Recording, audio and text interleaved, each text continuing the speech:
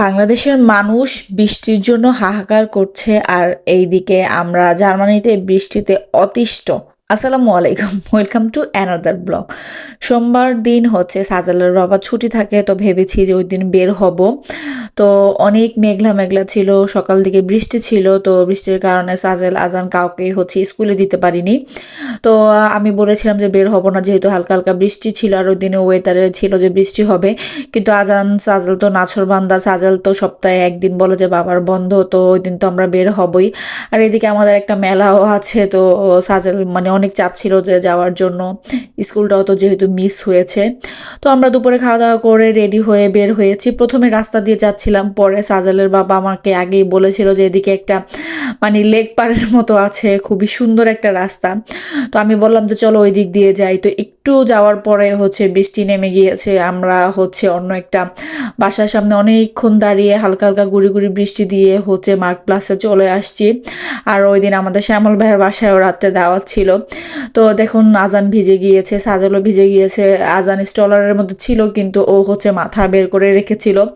পরে সাজেল বলল যে ক্ষুধা লেগেছে, তো ওর জন্য কিছু খাবার হচ্ছে ওর বাবা নিয়ে নিয়েছে, তো সেটাই হচ্ছে তারা খাচ্ছিল আর দেখতেছিল। পরে আমরা মেলার ওইদিকে চলে গেলাম। তো মেলা বলতে এখানে হচ্ছে একটা পার্ক টাইপেরই ছোট্ট করে, মানে বাচ্চাদের হচ্ছে এক এক রাইডসের মানে এরকম ব্যবস্থা ছিল। তো এদিকে হচ্ছে আমরা কিছু ছবি তুলে নিচ্ছিলাম, তো ছবিগুলো হচ্ছে নেক্সট কোনো সময় আপনাদের সাথে শেয়ার করে দিব। আর এখানে মেলাটা কেমন হয় চলুন দেখা যাক। তো একদমই ছোট ছোট রাইডস ছিল, আর বৃষ্টির কারণে একদমই মানুষ কম ছিল। আর আমরা বিকেল দিকে গিয়েছিলাম, সন্ধ্যার পরে অনেক লাইটিং হয়, তো তখন আরও বেশি সুন্দর লাগে হয়তো দেখতে। তো সব কিছু হচ্ছে ঘুরে ঘুরে দেখতেছিলাম, তখনও গুড়ি গুড়ি বৃষ্টি হচ্ছিল। তো যেহেতু আসছি ভাবলাম যে একটু দেখেই যাই। সাজেলের বাবা বললো যে পরে আরেকদিন আইসো, তো সাজেল বললো যে একটু দেখে যাক। তো এদিকে হচ্ছে সে হচ্ছে সাজেল বলতেছিল যে সে কার চালাবে, তো সাজেলের বাবা অনেকে আমাকে রিকোয়েস্ট করতেছিল যে ওঠার জন্য। আমি বললাম যে না, তুমি ওঠো। একটাতে সাজেল আর উঠেছে, একটা হচ্ছে আজান আর আজানের বাবা উঠেছে। তারা হচ্ছে কার চালাচ্ছিল। তো সাজালের বাবা বলতেছিল তুমি বাংলাদেশে থাকতে গাড়ি চালানো শিখেছো, তো এখানে একটু ট্রাই করে দেখো পারো কিনা। তো আমার সাথে দুষ্টামি করতেছিল। তো দুই তিনটা হচ্ছে রাইডসে হচ্ছে সাজেল খেলেছে। তো পরে হচ্ছে আশমিকা আমিনারা চলে আসছে, তো সাজেল তো মহা খুশি। তো বাংলাদেশে থাকা গেলে দেখা যেত যে যখন যারারা বা অজিকারা নিচে নেমে আসতো, সাজেল যেমন খুশি হতো, মানে আশমিকা আমিনাকে দেখলে ওরকম খুশি। আর আজান তো খুবই পছন্দ করে ওদের, সারাক্ষণ আপি আপি করে একসাথে হচ্ছে, হাত ছাড়বেই না এরকম একটা অবস্থা। পরে আজান মানে সব আজান তো বাচ্চা মানুষ, এটাতে উঠতে পারবে না রাইডসটাতে। তো সাজেলের বাবা হচ্ছে 3 বাচ্চাকে নিয়ে উঠেছে।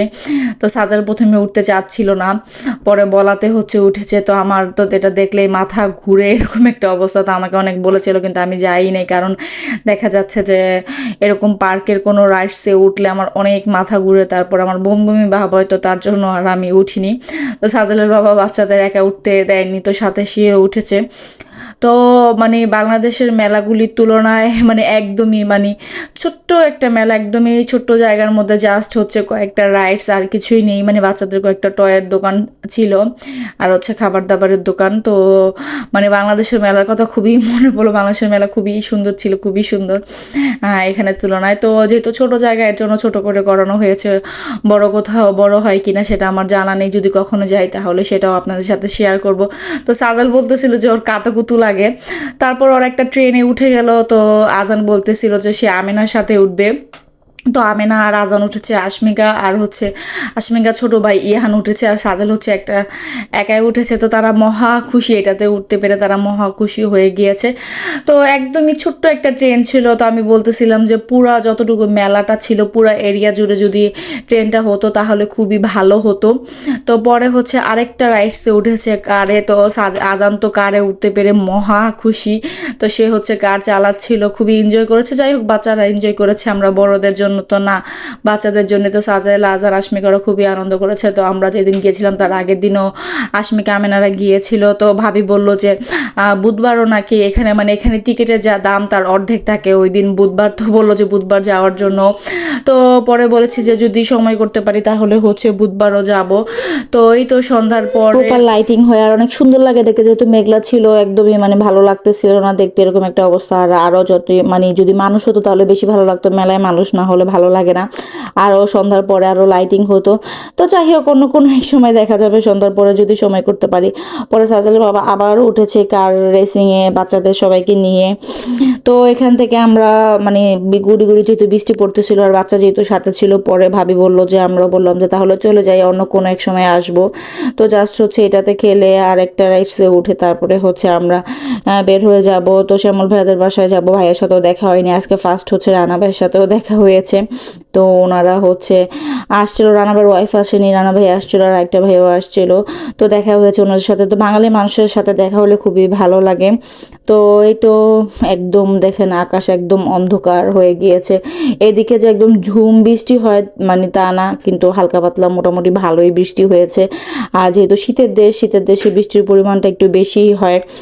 তো পরে ভাবে আবার হচ্ছে ইহানকে নিয়ে উঠেছে। তো খুবই ভালো লাগলো।